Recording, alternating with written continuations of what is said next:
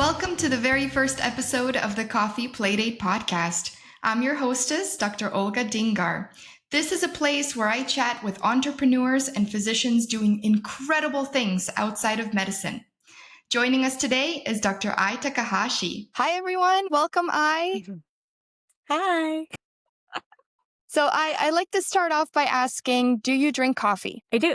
I work at night, so I drink a lot of coffee. And how do you like your coffee? I like it when it's made by someone else, not myself. But my favorite kind is a Hojicha latte. Perfect. Yeah. All right. So tell us a little bit about yourself. So I'm 35 years old. I'm female, born in Los Angeles to Japanese parents. And then basically a California girl, like through and through. I went to UC Berkeley for undergrad, USC for medical school. And then I went into internal medicine for residency and then ended up staying in the South Bay. And I now work as a nocturnist in the South Bay. Woo! Yeah. But yeah, other than Awesome. that, I'm extroverted. I'm like an ENFP for Myers-Briggs. And then I'm currently really interested in learning about business and then personal finance. And for fun, I like to do scuba diving. So that's exactly what we're going to talk about today is personal finance and your journey with investing in the stock market. But before we get started, just say the first thing that comes to your mind. Do you like red or blue? Blue. Yeah. Do you like cats or dogs? Dogs. Do you like LA or New York? LA. Obviously. Nice. All right. So the next game, I want you to bring out your coffee cup. We're both going to answer the question. If we have the same answer, then we will both take a sip of our coffee. All right, here we go. It's like 9 a.m. over here. I need it. All right. Do you like giraffes or elephants? Elephants. Giraffes. Do you like med school or undergrad? Undergrad. Yes. One of three. Nice. Do you like hiking or biking? Hiking. Hiking. Yes. Yeah. So I wanted to know, how did you get started in investing in the stock market? It started because I got into med school and became a doctor, but I didn't want to be. I had like the whole quintessential Asian parents basically told me I couldn't be a vet. And then I got into personal finance because fourth year of medicine, I had over 200,000 in med school debt. And I was thinking, how do I get out of this in the shortest possible route? So then I asked fourth year med students and they told me to file my taxes for fourth year medicine because it actually affects how much you can pay towards your loan. And that's when I just started reading about it. I read White Coat Investors as like a tiny book, but that book was too hard for me to understand. So I actually asked a friend who was a couple years ahead of me, and they recommended a book called I Will Teach You to Be Rich by Ramit Sethi. I'm looking over here because I actually have the book. Oh, nice. Yeah. Yeah, that's how I started investing in the stock market because I read a book. I think a lot of times people get too overwhelmed by the information. I just needed a book or something that was actionable. And this book has steps and it like takes all the objections you have within yourself and it just kind of answers them in order. So then I felt really good about starting small because it's about taking like, in like rock climbing, you say V0, which is like the very, very first.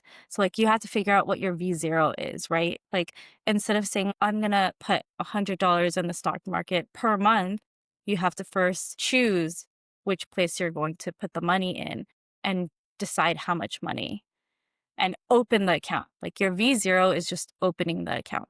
Was it hard to put in that first $100? Yeah. As in like, I think for residency, you're not making that much. You're making, as you know, I think it's like 40 something thousand a year, at least for Los Angeles. So for me, the good thing, I moved back home so I can be around my parents. So then my mom told me, hey, since you're not going to be spending money on rent, why don't you take that 500 that you're not going to see anyways and put it in something. And then that's when I uh, chose a Roth IRA. That's basically what we start with if we don't make a lot of money. So that's usually what I tell people. I'm like, start with a Roth IRA and then put in whatever you can. And I just started putting $500 a month. What is one challenge that you faced during your investment journey? I think it was deciding not to go after like the big stock market things because everyone's like, you should do this. I'm like a very much impulse buyer when it comes to shiny objects. So then it was really hard for me to not invest a huge amount of money in things that would potentially reap a lot of benefits in a short amount of time. The thing that was actually more challenging was at a certain point in residency, I didn't want to be in medicine.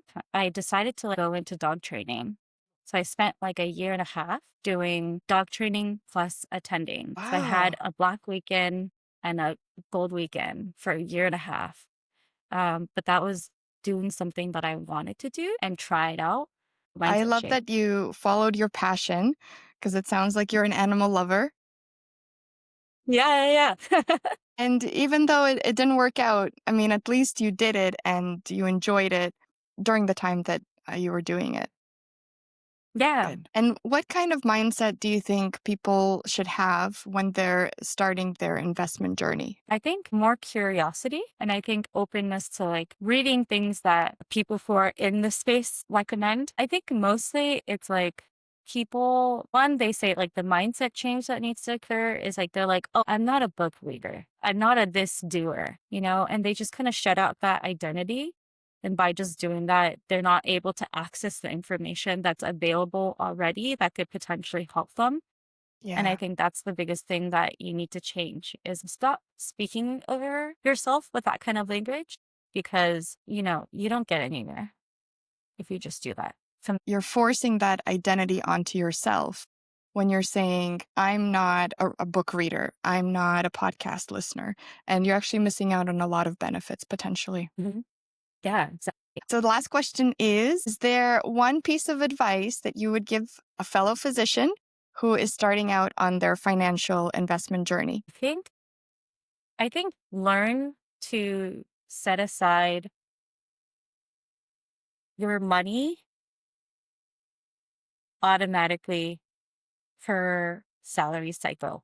Even if it's like $10 or $20, just learn to set that aside because that's the first step.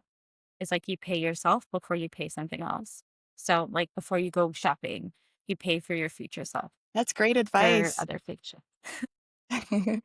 Well, thank you so much, Aya. It's been so fun having you here on our Coffee Playdate podcast.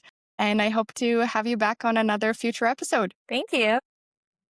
Thanks for joining the Coffee Playdate podcast. Hit subscribe, tune into the next episode, and I'll see you at the next coffee chat.